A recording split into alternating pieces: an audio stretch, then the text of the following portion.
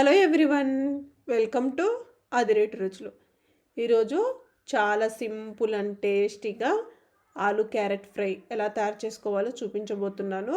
ముందుగా నేను ఇక్కడ 150 గ్రామ్స్ వరకు ఆలుని, అలాగే 150 గ్రామ్స్ వరకు క్యారెట్ని తీసుకొని పైన చెక్కు మొత్తం తీసేసి ఇలా పెద్ద పెద్ద ముక్కలుగా కట్ చేసి పెట్టానండి. ఈ విధంగా కట్ చేసుకుంటే సరిపోతుంది, మరీ చిన్నగా కట్ చేసుకోవద్దండి. ఇప్పుడు ఈ ఫ్రైలోకి పచ్చిమిర్చి పేస్ట్ని రెడీ చేసుకుందాం. మిక్సీ జార్లోకి 4 పచ్చిమిర్చిని తుంపి వేసుకోవాలి. అలాగే 4 వెల్లుల్లిపాయలు అరించి అల్లం ముక్కను ఇలా చిన్న చిన్న ముక్కలుగా కట్ చేసుకోండి. కొద్దిగా సాల్ట్ వేసుకొని ఇలా కచ్చా పచ్చాగా గ్రైండ్ చేసుకోండి. సాల్ట్ వేయడం వల్ల పచ్చిమిర్చి అనేది కలర్ చేంజ్ అవ్వకుండా ఉంటుందండి. ఒకవేళ మిక్సీలో పడదు అనుకుంటే రోట్లో అయినా దంచుకోండి. ఇప్పుడు స్టవ్ ఆన్ చేసుకొని ప్యాన్ పెట్టేసుకొని ఇందులోకి 2 టేబుల్ స్పూన్ల వరకు ఆయిల్ వేసుకుందాం. ఆయిల్ వేడెక్కిన తర్వాత ఇందులోకి పోపు దినుసులు, శనగపప్పు, మినప్పప్పు, జీరా, ఆవాలు ఇవన్నీ కలిపి 1 టేబుల్ స్పూన్ వరకు వేసుకొని ఇవి కాస్త వేగనివ్వండి. ఇప్పుడు ఇందులోకి ఒక మీడియం సైజు ఉల్లిపాయని ఇలా చిన్న చిన్న ముక్కలుగా కట్ చేసుకొని వేసుకోండి. ఉల్లిపాయ ఈ విధంగా మంచి కలర్ వచ్చేంత వరకు వేయించుకోవాలి. ఈ విధంగా వేయించుకున్న తర్వాత ఇప్పుడు ఇందులోకి 2 ఎండుమిర్చిని కూడా వేసుకొని వేయించుకుందాం. ఇప్పుడు ఇందులోకి ఒక రెమ్మ కరివేపాకు కూడా వేసుకొని వేయించుకుందాం. ఇప్పుడు ఈ విధంగా వేగిన తర్వాత ఇప్పుడు మనం ముందుగా గ్రైండ్ చేసుకున్నటువంటి పచ్చిమిర్చి పేస్ట్ని ఇందులోకి వేసుకొని లో ఫ్లేమ్లో పచ్చిమిర్చిని మంచిగా వేయించుకోవాలి. చూడండి, పచ్చిమిర్చి ఆయిల్లో ఈ విధంగా వేగిన తర్వాత ఇప్పుడు మనం ముందుగా కట్ చేసి పెట్టుకున్నటువంటి ఆలు ముక్కలు అలాగే క్యారెట్ ముక్కలు వేసేసుకుందాము.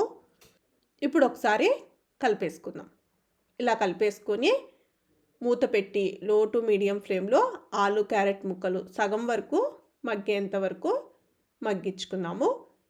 చూడండి, ఇప్పుడు ఒకసారి మూత తీసి చూద్దాం. చూడండి, ఈ విధంగా ఆలు క్యారెట్ ముక్కలు సగం వరకు వేగిన తర్వాత ఒకసారి కలిపేసుకొని ఇప్పుడు ఇందులోకి రుచికి తగువైనంత సాల్ట్ వేసుకుందాం. అలాగే పావు టీ స్పూన్ పసుపు కూడా వేసుకొని మరొక్కసారి ఈ ఉప్పు పసుపు అనేది మంచిగా కలిసే విధంగా కలిపేసుకుందాం. ఇలా కలిపేసుకొని మూత పెట్టి మళ్ళీ లో టు మీడియం ఫ్లేమ్లోనే ఆలు ముక్కలు మెత్తబడేంత వరకు మగ్గించుకోవాలి.